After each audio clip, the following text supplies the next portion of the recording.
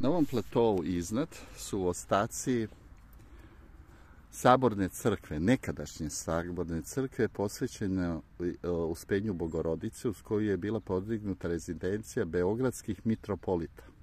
Ostaci zidova su otkriveni posle višegodišnjih arheoloških istraživanja pod visokim slojima nasipa. To je bila izdužena građevina, građena u prvoj polovini 14. veka na temeljima još jednog starijeg zdanja. Prozori vrata su bili klesani u duhu gotike.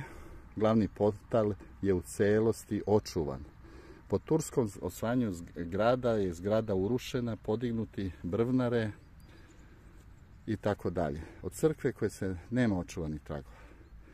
Ta je crkva je posticala još iz vizantijskih vremena. Kasnije, zahvaljujući trudu despota Stefana Lazarevića, bila je obnovljena i dograđena.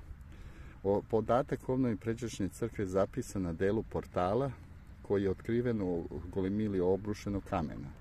Posle osvajanja grada, 29. augusta 1521. ona je pretvorena u džamiju, koja je dobila ime Sulejmanova džamija po sultanu osvajaču. Prilikom austrijske opsade Beograda 1717. usled eksplozije baruta, crkva je teško oštećena, a nekoliko godina kasnije njene ruševine su u potpunosti razorene. Da, evo, to je ta ostaci. A ovdje je bila barutana. Tu je bila barutana i velika eksplozija, pretpostavljam, da je raznila crkvu. Velika eksplozija odavde je bila. Tu je bila barutana. Eksplodiralo je i sve raznelo tamo. Evo, sad idemo do nje. Evo, ovo su delovi sve te crkve. Raznešeni. Na stotine metara. Evo, čak i tamo ima. Sad idemo do nje. Ovo su gornji deo tvrđave.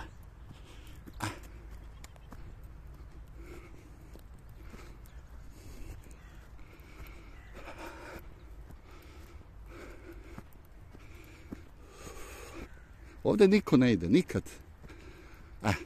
Napušteno. Nije obnovljeno. Šteta velika. Tu je bila ta saborna crkva.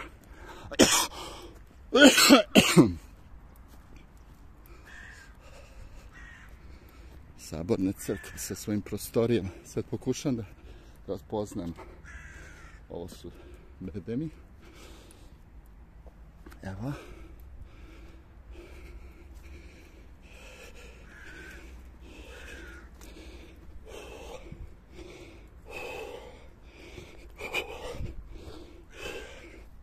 Ovo su ulazi u portu ili već ta potpuno zapad ulaz, ni ne znam ni kuda ide. Zatim tamo su neke rupe.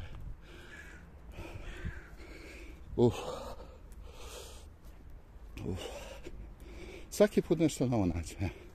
Ovdje isto ulaz sa donje strane. Kako ja tu mogu doći, pojma. Pojma nema. Da vidim.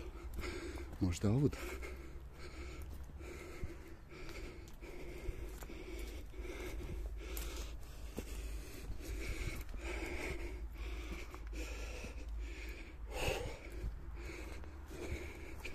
Prozor unutrašnji. Ovuda se dolazilo. Evo je porta. Ulaz. Ulaz u... Valjda je to ulaz. Pa to nije uopšte malo zdanje, veliko zdanje. Kako se ovdje silazilo, da me Bog ubije, ja pojma.